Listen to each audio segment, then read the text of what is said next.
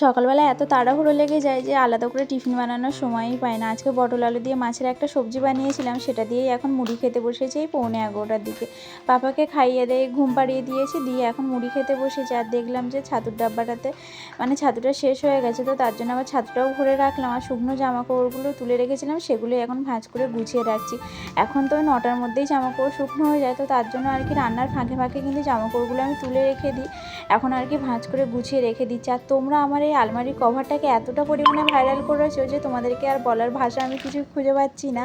তোমরা কিন্তু 3.5 লাখ ভিউ করে দিয়েছো আমার এই ভিডিওটাতে। আর তোমাদের কিন্তু আমি একটা ভিডিওতে জানিয়ে দিয়েছি যে এইটার লিঙ্ক আমি দিতে পারবো না, এটা আমি কাস্টমাইজ করে বানিয়েছি।